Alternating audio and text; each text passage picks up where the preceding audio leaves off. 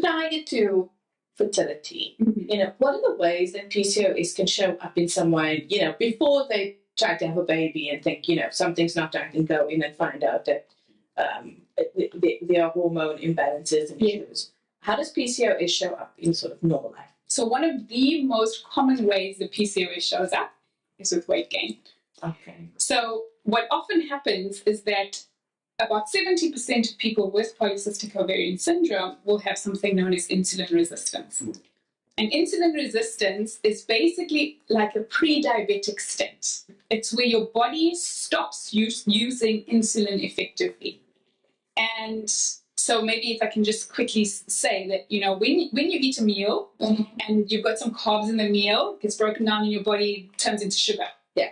Now your cells need that sugar to do the things that cells do. But we don't need that sugar in your blood. So when you digest the sugar, it ends up in your blood, but we need it in your cells. So in order for the sugar to get from your blood into your cells, it's almost like your cells have a lock on them, and somebody needs to come with a key and unlock the cells to allow the sugar in. Okay. And that key is insulin. So insulin unlocks the cell. It allows the sugar inside the cell to do what cells need to do. No one has ever explained it like that before. Easy way to think about it, right? But what happens in insulin resistance is it's almost as if somebody put bubblegum in the lock. So if somebody put bubblegum in the lock, the key would go in, but it probably wouldn't open that door. So what happens is your body thinks, hey, hang on, the sugar's still sitting in the blood, it's not getting to the cells. How do I get more of that sugar into the cell? I need to make more keys. So it starts to make more insulin. But the problem is not the insulin, the problem is that there's bubblegum in the lock. So your body starts making more keys and more keys and more keys, but those keys are ineffective at opening that lock. And eventually your body becomes resistant to those keys. So those keys stop working. And so in the meantime, all that glucose is building up inside your blood. And when that happens to a threshold, you get diagnosed with diabetes. But before that, we call that insulin resistance. And so 70% of people with PCOS will have insulin resistance. And what happens in insulin resistance, insulin drives fat production, makes you gain weight. And oftentimes people will go to the doctor and say, I'm not eating that much, but I'm blowing up. I'm gaining so much weight. Or it's difficult for me to lose weight. Often the doctor will say, you just need to diet and you just need to exercise. Not realizing that under the surface, this person actually has insulin resistance. And so commonly, people with polycystic ovarian syndrome will complain of weight gain. They'll complain of difficulty losing weight. They'll complain of what we call central obesity.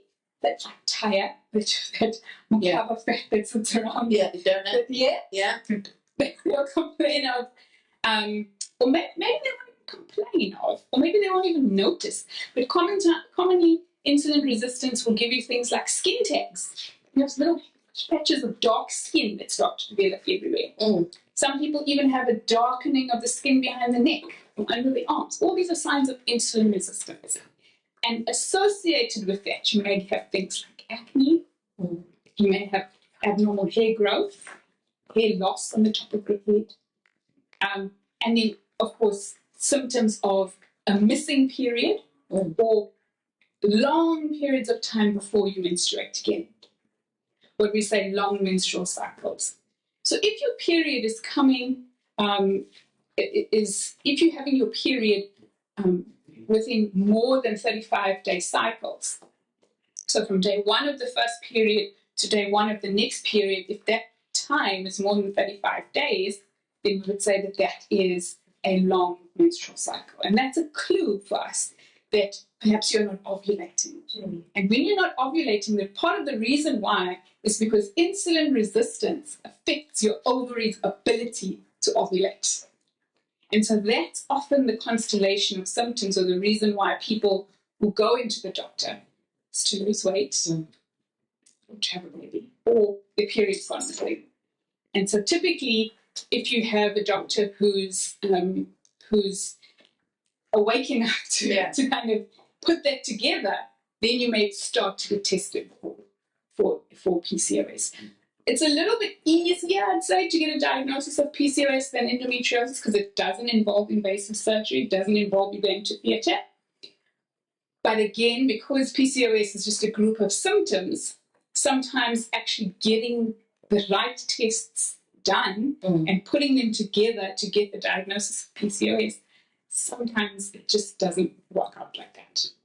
And I think, thank you for that. That was great, really. And I think, what's important to pull out of what I'm seeing also here is the presence of not just a single symptom, but a cluster of symptoms. And so often, as we're speaking about it, you're going in there with like, oh, there's one thing wrong, but being able to recognize that actually, look at these symptoms and recognize that there are a number of things wrong and that's important in order to get a proper diagnosis. Yes. And if you think of the amount of time you get to spend with your GP, how many minutes do you typically get? 15. Okay. And if you come in there with like a shopping list, your doctor's going to say, no, just tell me like what's the problem? Like what's that, Yeah.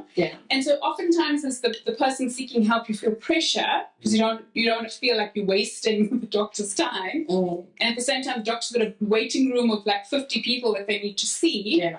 But at the end of the day, again, it comes down to these symptoms are telling you something.